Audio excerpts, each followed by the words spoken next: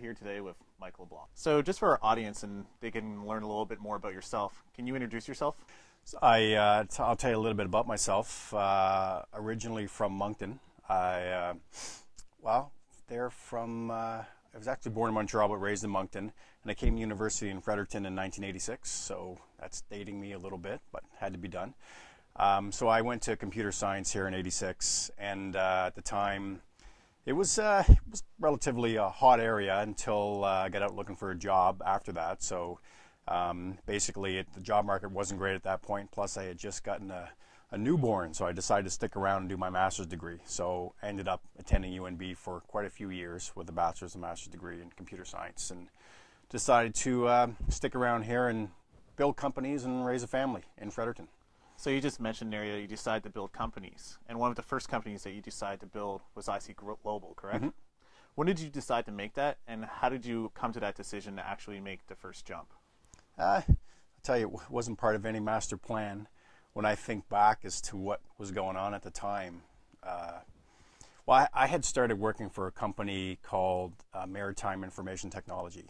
These guys, they grew out of J.D. Irving, and I was employee number 3 in Fredericton. I can remember the first day showing up after, I got my master's degree, and I was first day on the job. And before I knew where the coffee was, the bathroom was, anything, my new boss just put this big proposal down and said, and he made a thud when it hit the desk. Boom. And he said, go through this and give me kind of the key points, by tomorrow. I'm thinking, oh, I'm dead, right? So kind of, sink or swim. So I got exposed to the consulting game early on, and it was really just got thrown right into it, which in hindsight was great. I didn't get babied going through any of that stuff. And I stayed with that company for about 4 years, learned a lot of great things, met a lot of great people. And kind of the joke I like to say is that I decided to use my powers for good instead of evil. So I formed my own consulting company, but nothing evil about it. I mean, I learned a lot from those guys. And but I formed my own company, and at the time, thinking back, I can't believe I did this. I had 3 kids at the time. My daughter had just been born. She was a month old, and I left the full-time job, had great career aspirations and great potential in MIT at the time. And I left for like a $30,000 contract, to move on. And I just, at the time, I'm thinking, why did I do that? And now I think back as to why did I do that? But at the time, I remember just thinking, I don't know, I just wasn't feeling, I felt I had that confidence that I can do it. And the worst case scenario for me is, it didn't work out, I'll go back and get a full-time job somewhere. And that fuel of, wanting to do more and more just kind of kept me going on this forward trajectory after I did that. So again, there was no big master plan. It was just basically, I thought I could do these things, a little bit better and maybe my own way and manage things, and got hooked up with some good technology companies like Scholars.com way back before they were SmartForce, and IC Global grew out of that. I met my my partner at the time, Jody Glidden, way back then, and we formed the services company and did products on the side. So it turned out pretty well. Right. So that company actually exited in the dot-com boom era, right? Yeah, it did. It was I think the acquisition closed in April of 2002, I think, something like that. So after that, you actually went and joined and started up another company called Ensemble, right? Yep. So one of the stories that came with Ensemble is it didn't do as well, and you weren't so lucky. Can you talk a little bit about that, about riding the roller coaster up and down? Yeah, sure. Wasn't so lucky. It was so I within SmartForce, and I can tell you this: when we got acquired, it was one of these almost be careful what you wish for, because it was great to get the exit, but to be perfectly honest, I didn't know the first thing about integrating our product that IC Global sold to SmartForce into SmartForce. This is a big multinational company, and in hindsight, I would have done so many things differently to integrate the product and the people properly. So I think we had some stuttering at the beginning to try to get integrated, but as it turns out, that took a little while, and then in the meantime, SmartForce was acquired by Skillsoft, who had their own competing product to what SmartForce bought us for. So they thought, well, the new owners and executive management are probably going to go with the known quantity, which is their product, and kind of saw the writing on the wall. So I left there, and it was, I think, 18 months after the acquisition. It was time to move on. I remember having a conversation with the VP technology there and saying, you don't need me anymore. I'm a glorified maintenance manager here, and really I want to move on and do some other things. So, let's make a deal. So I exited. Then joined Ensemble. That was with Ben Watson. And that company, we based, I could go through so many things of what worked, what didn't, but at the end of the day, I think there was some preconceived notions of what the business could be based on historical numbers that turned out weren't accurate, right? Turns out that the model that was applied in the early 90s or mid 90s to late 90s couldn't be applied in the year 2000, right? There was no business model there to sustain us. And we spent way too long building the technology and things like that. So it turned out to be basically, running out of cash in the end. And I really value the people that work for me. I want to, be seen as having a lot of integrity and treat people fairly. So when that happened, and we didn't run it to the point of, we think we got to gradually reduce now and go with the, reduce the payroll and whatnot. Drove it right to the end. And it was like, one day you're meeting payroll for 15 people, and the next day you don't have it, right? So it was an abrupt stop. We were always waiting for the next big thing, the next big funding thing to come through, angel investors to come through, but really we spent way too much time chasing that in the end. So, I made commitments to everybody about paying absolutely all the severance that they were owed, which is unheard of, because typically, if you look at the New Brunswick labor law, whatever, you only really have to cover so many weeks. But I remember people signed employment contracts with us that had a fair amount more than a couple weeks in severance, and I made sure we paid it all. So that was important to me. So I learned in that experience that you got to treat people fairly. A lot of these people I work with today, and your reputation is, wouldn't be too great if you just really, shit on people in the process, right? So I made sure people are treated fairly. The other thing I learned is that, your key relationships you have with people, business partners and whatnot, you really get to know what somebody's really made of in crisis, right? So it's easy to get along with people when everything's going great, sales are great, revs are up there, you're making deals, you get the funding, but as soon as you're faced with adversity and you're really going to make some tough decisions, you really get to see, I guess, some of the true colors of people. So, which is good, and you realize that's when you really learn. You learn a lot about yourself too, going through that, and I did, right? So again, I wouldn't change a thing, not a thing. All those things I tell my wife, that's what brought me to this point. If there was no Ensemble, I probably wouldn't be at this point, right? So I think it's probably pretty important. And the other quick point I want to make about that is that a lot of the people that were in Ensemble now are running successful consulting companies. I had Warren Sprocket founder with me. I had Lashpoint founder with me. I had PQA founder with me. These were all employees of Ensemble, and we were able to keep these guys gainfully employed. They learned a lot. But now, they moved on to other things, and they were able to stay employed in the region. And now those three companies I mentioned are growing, and they're in the region. So although Ensemble was a failure, I think, I'm happy to have employed some of these people for the time that we did and allowed them to, move on to something else, right? I definitely didn't teach them everything they knew, but I'd like to think they learned some stuff going through this process. So after Ensemble, you actually hit the ground running again with Jody Glitton with Chalk Media. Yep. That exited to RIM for $23 million. But one of the cool stories that's happened recently with that is a lot of the talent, people often talk about Radiant 6 and Q1 Labs, but a lot of the talent from the Chalk office is now all in this new wave of ICT startups, which is happening across New Brunswick. How does that make you feel?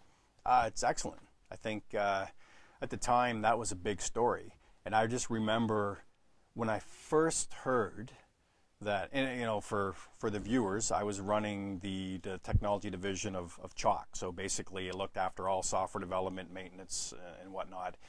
and grew a good office in Fredericton.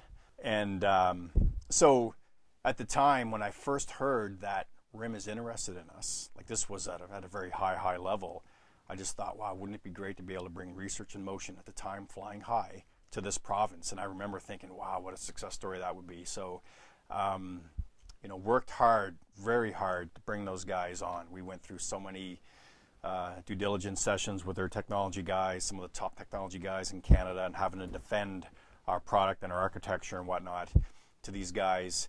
And the sale closed. It closed actually on my birthday of 2009. January 31st, 2009 is when the deal closed. And we had a great team in there.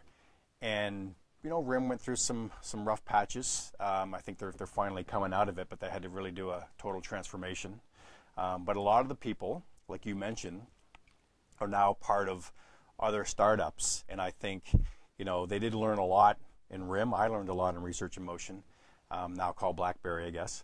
Yeah, I'm happy for them. I mean, I know that when I hear about some of the success stories, and some of them are early on, but I think there's some really good ideas out there, and I'm just kind of happy that when I was with RIM, I was sad to see these people go, right? Because they were great members of my team, and they worked great, but at the same time.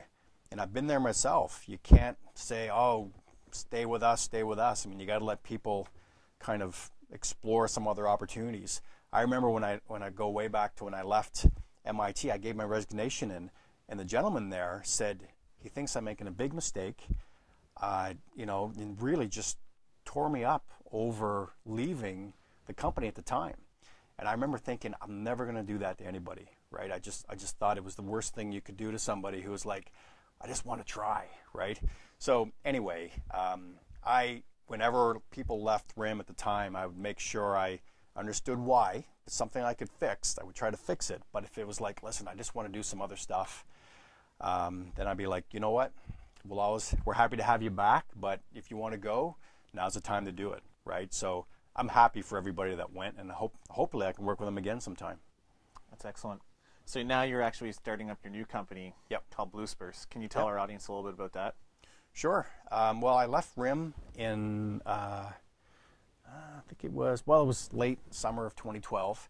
And this probably, I don't know, will come as a shock to some, maybe not. But when we got acquired in 2009, I pretty much had my resignation written somewhere around 2010. I knew that I was going to leave. I knew that I wasn't going to spend the rest of my days at Research in Motion.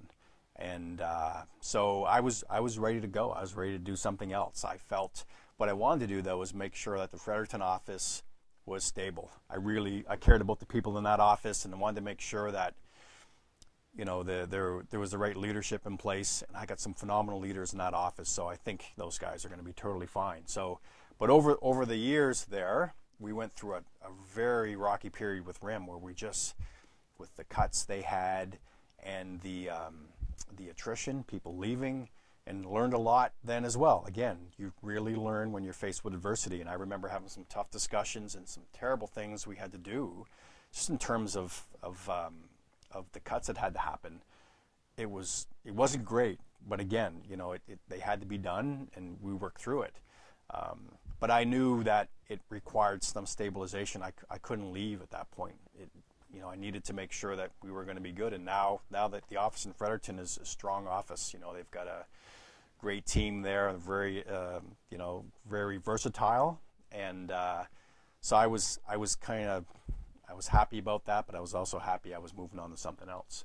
So I started a consulting company. That wasn't my initial plan. My initial plan was to do something in the area of social gaming, not in a different age bracket, like a younger age bracket, but I had tons of ideas there, and some content had been developed, and I was like, okay, this is what I'm going to do. I'm going to have a go at it. But then when I left, I thought, well, I'll put a consulting shingle out just to see, that helps fund development. That's how we funded IC Global. But since then, there's been enough opportunities now that it's a great business, the consulting side. So I basically put the other idea on hold, on the shelf, and now I'm focused on providing essentially software development services to companies who are in need. And now I can tell you the just the things that we're doing with respect to mobile platforms, even cloud, taking advantage of cloud computing. The cost savings are crazy in there, and we're really helping customers kind of understand these different environments, new way of thinking, new way of developing and deploying applications. So really modern techniques for this, and there's a better way, right? So I think that's kind of those are kind of some aspects of Blue Spurs that we bring to the table, plus the wealth of experience from myself and the others that I have joined me now. You guys are also hiring right now, and you do offer free food as well, right? Free food. Where'd you hear that? Yeah. All right. Word's on the street. There is free food. I just recently was informed that we think we broke the all-time record for co-op applicants to a job at UNB. And I'm thinking, why could that be? And then the free food thing came up. Yeah, that's probably it. But you know what? I know what buttons are there to push. So free food is.